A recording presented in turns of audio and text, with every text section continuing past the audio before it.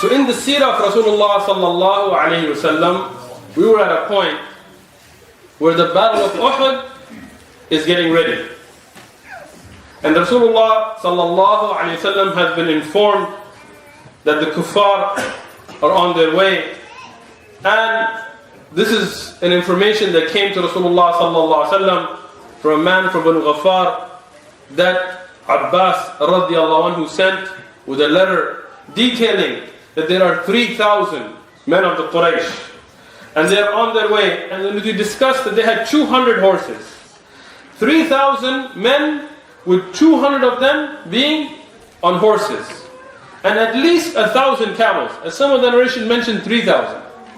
And well equipped people amongst them, fully armored, there is 700 that are fully armored, head to toe. So this is a very big army. And it's reaching Medina. And Rasulullah sallallahu alayhi wasallam, after discussing it with the Sahaba radiallahu anhum, he himself puts on the amama, the turban, as is the sunnah of the Prophet sallallahu alayhi wasallam. And he puts on the armor, and two pieces of armor, to show the people how you are able to use asbab. Some of the people nowadays, they think Sahaba went to battles without anything, and taking little sticks or, no, this is not the way. They prepared themselves the best they could. But then tawakkul came when they were up against huge numbers, but they didn't depend on their asbab. You prepare with the asbab, but you don't depend on them. Rasulullah sallallahu alayhi wasallam with Hamza, the Asad of Allah, Ali ibn Abi Talib, Umar and Uthman and Abu Bakr radiallahu anhum, he's going outside to fight the kuffar. On his way, he collects the Sahaba. And according to the majority of the ulama of Tariq, and what is authentic from it, is the number of Sahaba here was around 700. And there was 300 more from Khazraj who were believers that went with them, making them together to be 1,000. And I'll explain why I differentiated between those two numbers coming. So here all together now, how many are there? There's 1,000 in the army of the Muslims. 1,000 Muslims heading out with Rasulullah sallallahu alayhi wasallam. Now, many of us, we have questions sometimes about how is jihad and what is the fiqh of jihad. Because many things we see on TV or one of the news that we read, Allah knows best what's reality, but what we see, it doesn't fit what Rasulullah sallallahu alaihi wasallam has taught us. So here, from the seerah and from the sahih ahadith, you can get a lot of fiqh of jihad. Here Rasulullah sallallahu alaihi wasallam, the first thing he did, he made 3 battalions. He separated the army into 3 battalions. And according to what is authentic, looking at all the narrations, one of the battalions was the Muhajirin, with the people that made hijrah. And the other 2 were both Ansar. And the battalion of the Muhajirin was headed by Mus'ab ibn Umayr radiyallahu anhu. Mus'ab ibn Umayr radiyallahu anhu was a Sahabi we heard about so much in the Seerah. A great Sahabi, young, very young age. But he's leading the battalion of the Muhajirun from Makkah. Now there's a lot of fiqh to understand. One, why divide between Muhajirun and Ansar? Is this, tribalism? No. This is a way of organizing. And if somebody does that today, we say this is the battalion of the 𝐶 or this or that. There's nothing wrong with that. As long as it doesn't bring ta'assub, as long as it doesn't bring partisanship. You don't start caring about your battalion more than the army, no. And there's a lot of fiqh for that. For example, if somebody studies fiqh, and they study through a madhab, does this mean that they are madhabis and they are mushrikeen and things? No. Nothing wrong with that. As the ulama of the past developed through mutun of madhahib. But as long as your ta'assub for the madhab doesn't overtake your love for the religion, where you start making your madhab into the religion. No. And this is very deep for those who understand. The second battalion, which was from the Ansar, was of Aus, the Qabila of Aus. And this was headed by Usayd ibn Hudayr. Usayd ibn Hudayr radiyallahu anhu, we've talked about him as well in the early parts about Medina. He's Ansari from the tribe of Aus, and he led this battalion.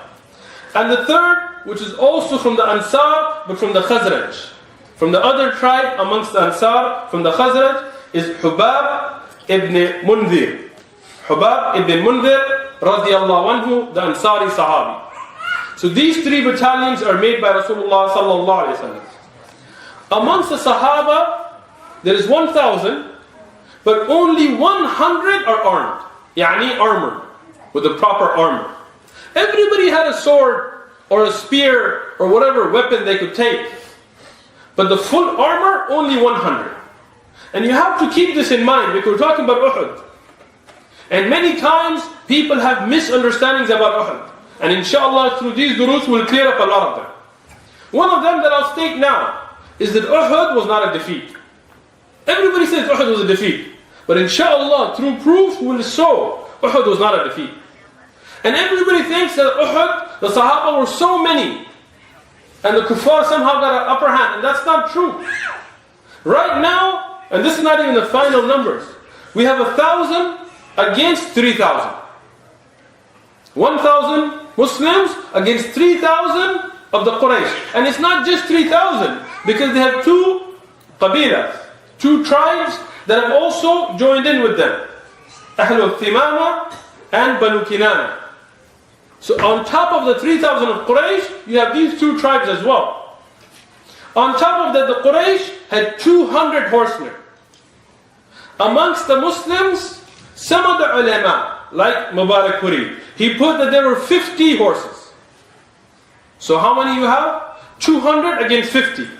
But a lot of the scholars of history, with tahqiq, through research, have said that they had no horses.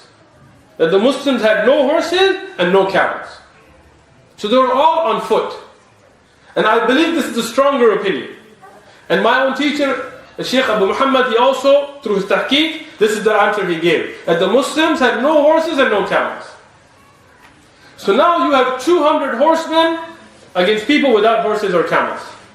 On top of that, 700 of the Quraysh were fully armored, against only 100 that were fully armored amongst the Muslims. So already the Muslims are outnumbered.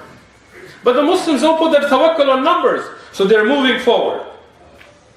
When the army of the Muslims, knowing, it's very important, pay attention, knowing that the Quraysh are at least 3 times as many as them, they get to a place, Al-Wada', the mountain of Wada', outskirts of Medina. In the book about Fath al-Baldan, it talks about Al-Wada' being a mountain on the outside of Medina. That was the last place of Medina. Yani this was still considered where if you were about to be a traveler, from here you would say goodbyes and you would become a traveler. So at this point, Rasulullah sallallahu alaihi wasallam, he's leaving the city of Medina and he sees a battalion of well-armed men. A whole battalion. Different ulama give different numbers, nothing authentic on the numbers, but it was a whole battalion. And they were well armed, well equipped, ready soldiers. And they came. And the Prophet ﷺ asked, who are they? And he was told, sallallahu alayhi wasallam, that these are Yahud. These are Jews that have come to fight by your side against Al-Quraysh. They've come to join you. So Rasulullah sallallahu alaihi wasallam, knowing that many of the Yahud had become Muslim, and we saw this on the way to Badr as well, and we discussed that at that time when mushrikeen presented themselves, and the Prophet sallallahu alaihi wasallam asked about their Islam. So here Rasulullah sallallahu alaihi wasallam asked, have they become Muslim? And this hadith, the Sahih hadith, as reported in the Muslim Imam Ahmad, I checked it to make sure. So here Rasulullah sallallahu alaihi wasallam asked, have they become Muslim? So he was told, no, they have not become Muslim, they're Jews. But they are prepared to join you in the fight against the Quraysh. Here Rasulullah sallallahu alaihi wasallam, he told them, tell them, go back. فَإِنَّا لَا نَسْتَعِينُ بِالْمُشْرِكِينَ عَلَى الْمُشْرِكِينَ وفي الرواية بالكفار على المشركين. In this hadith, as I said, فَإِنَّا لَا نَسْتَعِينُ بِالْمُشْرِكِينَ عَلَى الْمُشْرِكِينَ, the Sahih hadith. So Rasulullah sallallahu alaihi wasallam said, now think about this. At this time, they're outnumbered already. 1 to 3. No horses, no camels, knowing they're going up against a well-equipped army. So at this time, the weakness of Iman would be, hey man, if they want to come with us and fight on our side, the more the merrier. Great, take them. But this is the difference in the tawakkul of Rasulullah sallallahu alaihi wasallam, knowing that the nusra of Allah is what brings the victory. And I'm going to relate it to what's going on today. I know earlier, I get nasiha from the brothers, may Allah reward them. One of the brothers recently, he gave me nasiha, he said, brother, talk about the seerah, but don't talk about what's going on today. So we talk about the past, but don't talk about anybody by name. Why? Because you're going to get in trouble on this. Akhi, if you're that scared, stay home. Go to somewhere else. A Muslim has to speak the truth. And we're not afraid to connect things with what's going on today. And we're not afraid to call out anybody by name. And if this was wrong, then Allah subhanahu wa ta'ala wouldn't have called out Fir'aun by name, Qarun by name, Abu Lahab by name. Then Rasulullah sallallahu alaihi wasallam would not have called out Abu Jahl by name. But this is the way of the Qur'an, that if somebody wants to be an enemy to Islam, we'll call them out by name. And we're not going to be afraid of them, as Musa alayhi salam wasn't afraid of Fir'aun, as Rasulullah sallallahu alaihi wasallam wasn't afraid of Abu Jahl and Abu Lahab. So if I'm going to make fun of Trump, I'm going to do it by name, and I don't care who gets upset. What is related here, though, is that in our time, Muslims have become so weak. Not weak in number. We have more Muslims today than ever in the history of Islam. We have more Muslims on the face of the earth today than ever in the history of Islam. We're not weak in governments. We have more governments, unfortunately there's too many, today than ever. We're not weak in wealth. The richest of lands, the strongest of money and currency, the most exotic of yachts and tallest of buildings all belong to Muslims. We're not weak in not having masajid. Even in America, we have more masajid in America today than ever in history. More Muslim organizations, more Muslim everything. But weak in Iman. That today, we want to partner with everybody. LBGT, XY, it's okay. We need them. They will lobby with us. We're out there holding hands and saying prayers because we need them. And when you tell somebody, Akhi, this is from the Sunnah, or this is the way of Rasulullah sallallahu alaihi wasallam, they tell you, brother, you're talking about this thing that we have homeless people. Like as if you follow the Sunnah, the homeless are going to get houses and food and things. And you tell somebody hadith is sahih from da'if, your brother, people are dying in Syria. So if you're quoting mawdu'a hadith, the people of Syria are going to get weapons and become victorious? No, the nusra is from Allah. When you follow the religion correctly, when you obey Allah and obey His Prophet sallallahu alayhi wasallam, that's when you get the nusra. And when you disobey Allah or the sunnah, and this is a very important theme and lesson from Uhud that we have to take. Disobedience, even to one command of Rasulullah sallallahu alaihi wasallam, will lead to defeat. When we tell somebody about isbal or beard or this, Rasul sunnah, yeah. This is a lesson from Uhud people didn't understand. Here Rasulullah sallallahu alaihi wasallam is in need of people, they're less, but he tells them, we will not take the help of mushrikeen, or another riwayah of kuffar against mushrikeen. Now today, our brothers in different masajid, out of their weakness, they want to say, brother, don't call a Jew kafir. Don't call a Christian kafir. They're Ahlul Kitab. I know. Ahlul Kitab are also kuffar. No. They're all going to Jannah. Hamza Yusuf and his different paths to Jannah. No, brother. They're mushrikeen, they're kuffar. Unless they accept the risala of Rasulullah sallallahu alaihi wasallam, they are not going to Jannah. This is not my hukam. This is the hukam of Allah and His Prophet sallallahu alaihi wasallam. If Yahud were not mushrikeen, if they were not kuffar, then where is the Sahih Hadith taking us? Weakness of your iman is not my problem. But your fatwa against the kitab of Allah and against the sunnah of the Prophet ﷺ are not acceptable. If you're weak, stay home. Don't talk. Who told you to come speak? Who told you to become a leader, an imam, or a head of a university organization? Stay home. Play your video games or something. But if you're going to step up speaking an Rabbil Alameen, then you better speak the truth. You better bring it real. Here Rasulullah sallallahu alaihi wasallam left them. Now from the fiqh of jihad, I want to keep things in perspective. Some people, they lose balance. Does this mean that anybody that makes a treaty with the kafir becomes mushrik? No. This is takfir. This is wrong as well. Because Rasulullah sallallahu alaihi wasallam did make treaties with the Yahud in Medina. And after that time, as Ibn Qudama and others have mentioned, Al-Mughni, that making a treaty with the kafir is perfectly fine. And you need to keep your side of the deal always. So this is very important for us to understand. If they violate their side, then yes, it's violated. But you should never be the one to violate. And Rasulullah sallallahu alaihi wasallam in Uhud, from the Sahih Hadith, when he was going out, he did tell the Yahud of Medina that you should either supply us with weapons, and that means even if you buy weapons or take weapons from a kafir, as long as your maqsad is not to protect or help them, this is jaiz. And he told them to defend Medina from their side. Meaning if in Uhud, the battle became such that the people from Quraysh get past the Muslim army and attack Medina, the Yahud were going to fight alongside Muslims to defend Medina. So this is the balance. And if you live in a country where there are Ahlul Dhimma living amongst you, and you work with them to defend the land, nothing wrong with this. You have to understand the balance.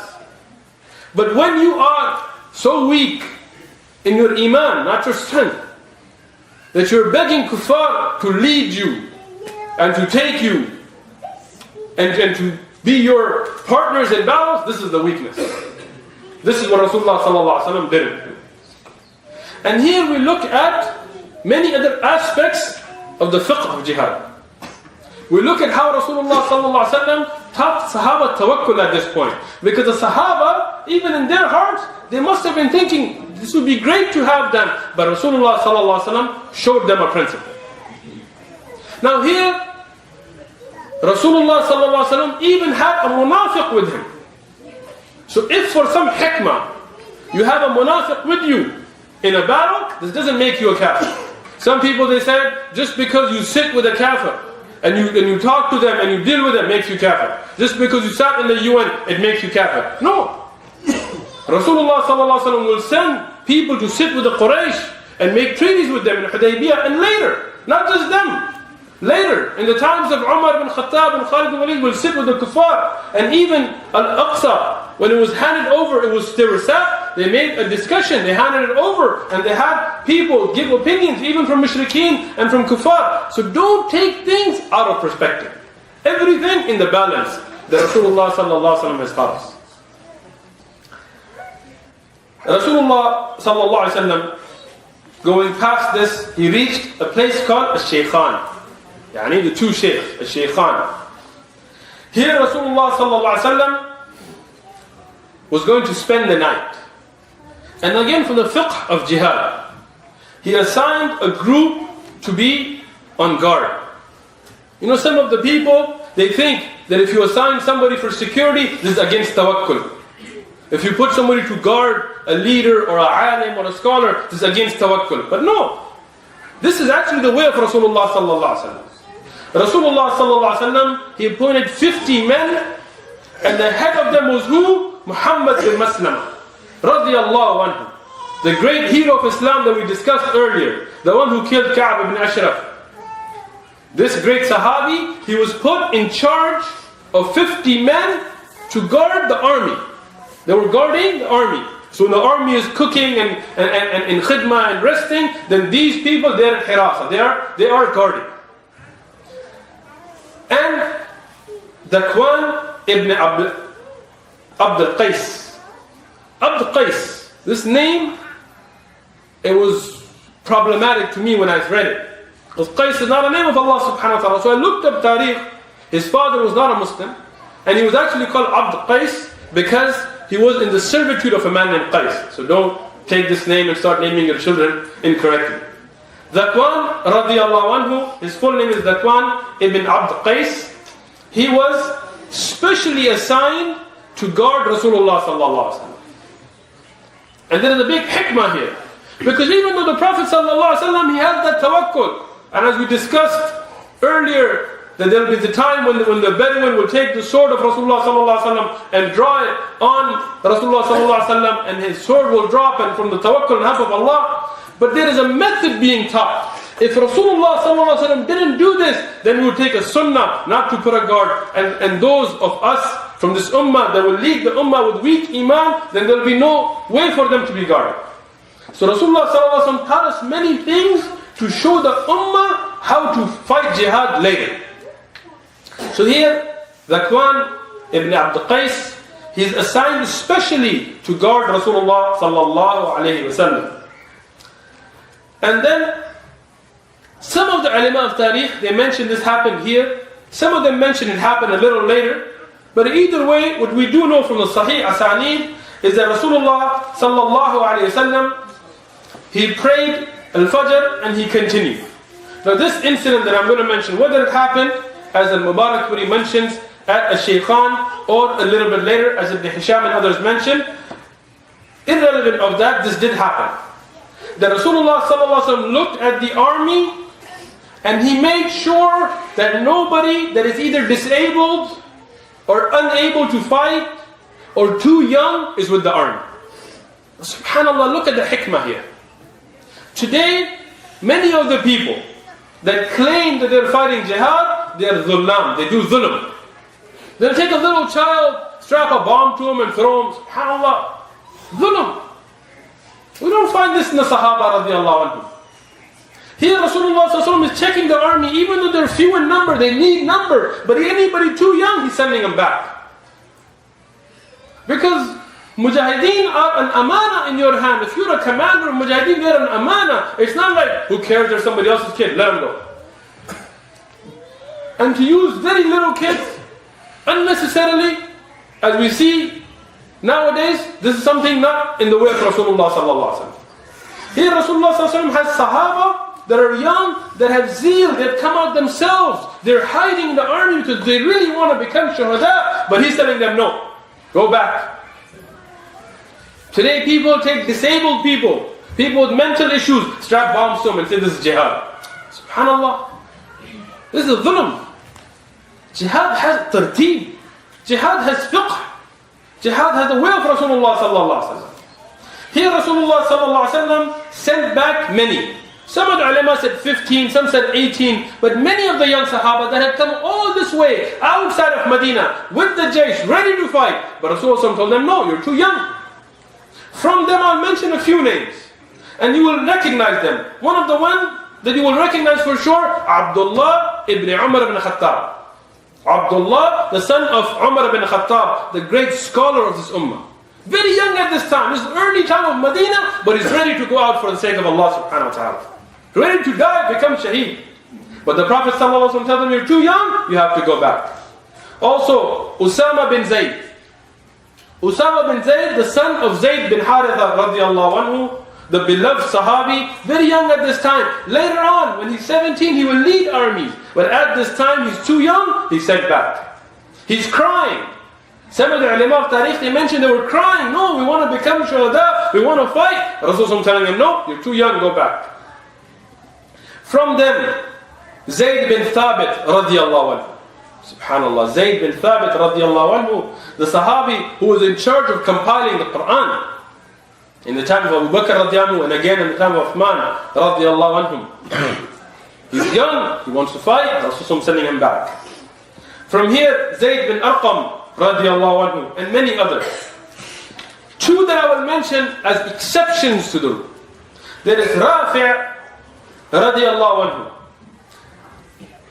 He comes up and Rasulullah sallallahu alaihi wasallam sees that he's a young man. He's not a little child, he's a young man. But Rasulullah sallallahu alaihi wasallam tells him, you're too young, go back. He tells the Prophet sallallahu alaihi wasallam that I'm an excellent archer.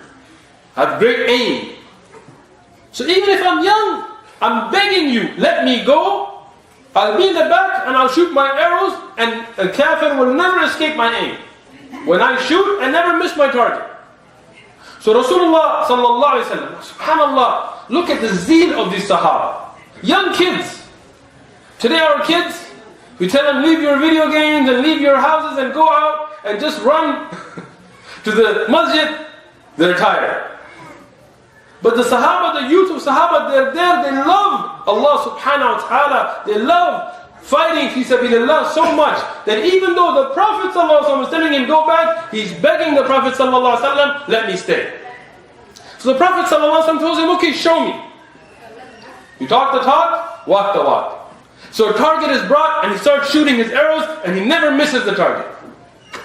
So the Prophet sallallahu alaihi wasallam gives him permission to stay. And he's happy. But another Sahabi, he gets upset. His name is Samura. Samura ibn Jundub radiallahu anhu. And those of you that have studied hadith, you will find a lot of narrations from him. Samura ibn Jundub radiallahu anhu, he becomes upset. He starts crying. He tells the Prophet sallallahu alaihi wasallam that you're sending me back, but I can drop Rafi'. If you let us wrestle, I can drop him.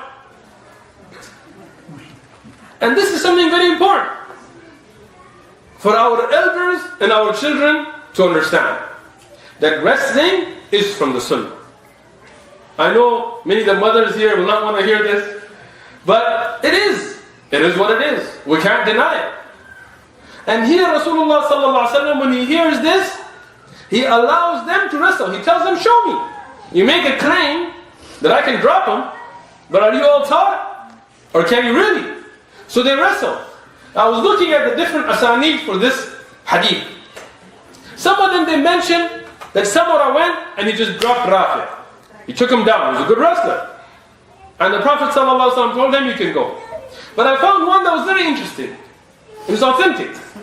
Here, Samura ibn Jundub radiallahu goes to Rafi' and before the battle, before the wrestling, he tells him, please let me take you down. Because I really want to go. Fi sabilillah. And if you drop me, then Rasulullah is not going to let me go. And Rafi' radiallahu tells him, okay. Look at the zeal, the love they had for Allah, for fighting in the cause of Allah, for sacrificing for the sake of Allah. Here, Samura radiallahu anhu, he takes Rafi' radiallahu down, wins the wrestling, and the Prophet sallallahu alaihi wasallam, true to his word, lets him go as well. And this is a hikmah about wrestling. But, to the disappointment of many of our young brothers now, wrestling without purpose is not what's allowed in Islam.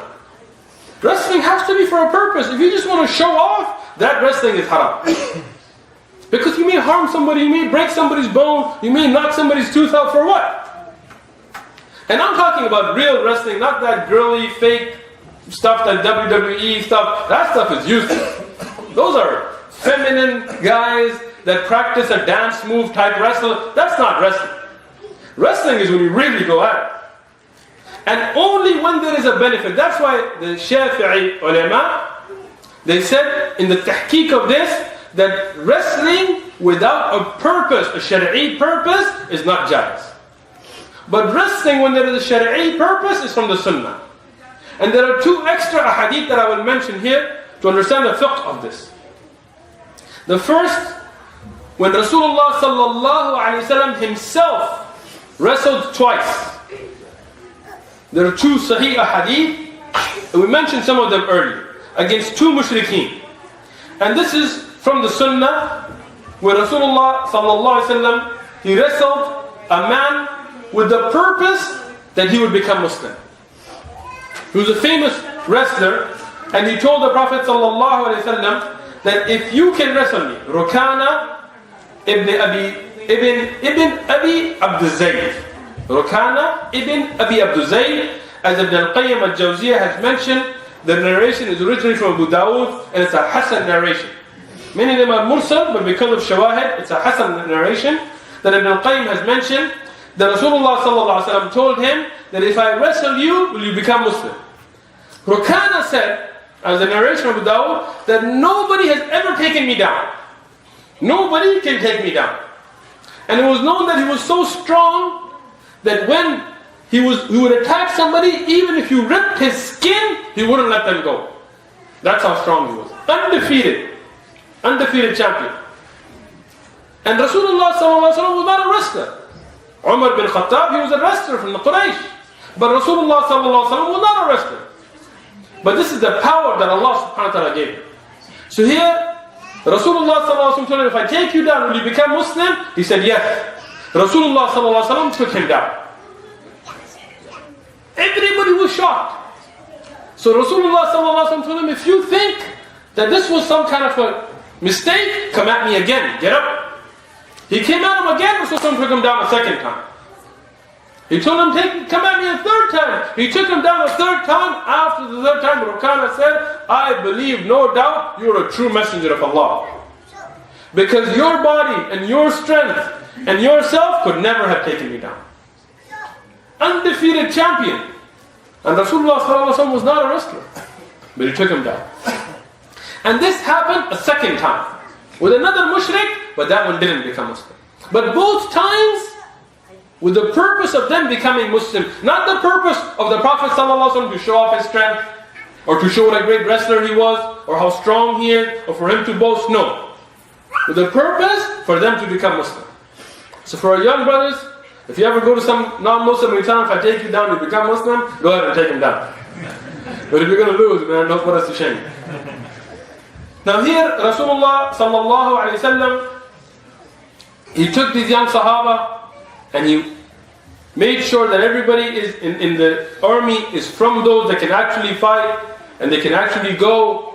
Many other Sahaba who had physical disabilities were also sent back. That means the Prophet ﷺ wasn't just trying to gain numbers. He had that mercy for the Mujahideen. And he sent many of them back. And early morning, after Fajr, Rasulullah ﷺ, he told the Sahaba a very important thing. Everybody paying attention? Sisters as well? Rasulullah ﷺ turned to the Sahaba and told them about a dream he had. And we know the dreams of the Anbiya are wahi. Our dreams are of three types. There are true dreams, that which guide you towards good. There are dreams from shaitan, that which drive you towards bad. And then there are majority of what we have, confused thoughts. Your brain kind of going over what happened in the day, or maybe some fear you had, or some thought. Those are the three types of dreams. But the dreams of the Anbiya are always true. So the dream of Rasulullah sallallahu alaihi wasallam was a part of wahi. So he told the Sahaba about a dream he had. And he told them that in this dream, I saw three things. One, cows being slaughtered. Being slaughtered. And third, or second, he saw that his sword that he held, the tip of it, and by tip here it's a sharp end that you attack the enemy with, was broken. The second part, the sword of Rasulullah sallallahu alaihi wasallam in the dream, the tip of it is broken. And the third part is that Rasulullah sallallahu alaihi wasallam says that I entered my hand into an armor that could not be penetrated. It was immune from an enemy. And this hadith is a sahih hadith. Here Rasulullah sallallahu alaihi wasallam explained this dream as well. He explained this dream to the Sahaba. Now it's very important for us to understand that here, this is before Uhud. But already, much of what will happen in Uhud, Allah has revealed to the Prophet sallallahu alaihi wasallam. So now going into this battle, he already knows. And the Sahaba will get an indication as well, but they're brave. So Rasulullah sallallahu alaihi wasallam says that the slaughtered cows mean that these are the shuhada that will be in Uhud. So Sahaba now going in, they know that many of them are not going to go back to Medina. They're going to become shuhada. Are they scared? Are they like, whoa, we gotta go? No, this is the Sahaba radiallahu anhum, standing firm with Rasulullah sallallahu alaihi wasallam. Second, about the tip of the sword being broken. Rasulullah sallallahu alaihi wasallam told the Sahaba that this means that somebody from Ahlul Bayt, from my family, from my household, will become shaheed in this battle. Now this is very important. Many of the ulama said the Prophet knew who it was. But he told them what they needed to hear at the time. He didn't tell them exactly. And of course we know who this is going to be is Hamza, the uncle of Rasulullah sallallahu alaihi wasallam. Now imagine the Prophet sallallahu alaihi wasallam, he knows now that this will happen, but he's still going into the battle. And the third is his hand entering the armor that cannot be penetrated. The Prophet ﷺ said, this is Medina. Al-Medina, the city of Medina, the center, the Dar al-Khilafah of the Muslims, will be protected. So the battle will not end in a way that the Quraysh will get past the Muslims and attack Medina.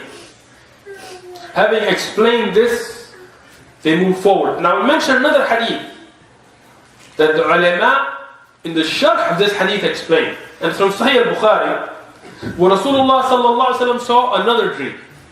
And he said, I saw a dream where I waved my sword and it broke in the middle. And then Rasulullah explained that to mean the shuhada of Uhud. And then the Prophet said, then I continued waving it, the same sword, and it became stronger than even before. And that is Fath Makkah. The Fath of Makkah. And this is something amazing because the ulama said that this dream was even before Uhud. So Rasulullah ﷺ was told the Sahaba about what will happen in Uhud and also Fath Makkah. From wahi, from Rasulullah ﷺ getting dreams from Allah subhanahu wa ta'ala.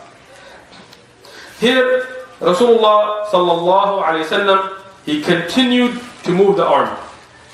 And they moved to a place called Ash-Shawat. Ash-Shawat or Ash-Shawat, as mentioned in different books, a place close to Uhud, where Rasulullah sallallahu alayhi wasallam could now see the Quraysh. And the Quraysh could see the Muslims. And the armies are now so close, they can see each other. And now imagine the Sahaba radiallahu anhum, knowing that they're going to become shuhada, many of them, and knowing that in front of them is an army 3 times their size. 1,000 against 3,000. Much better equipped.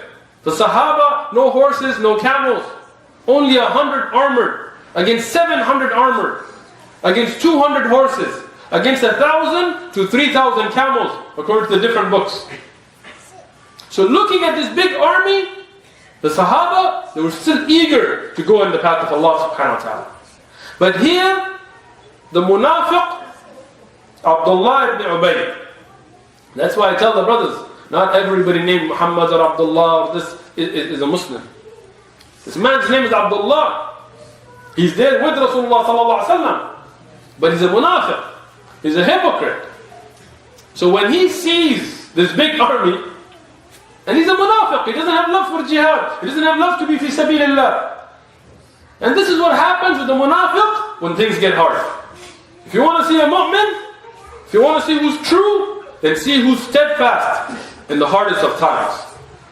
Here, Abdullah ibn Ubay, the munafiq, he turns away from the army.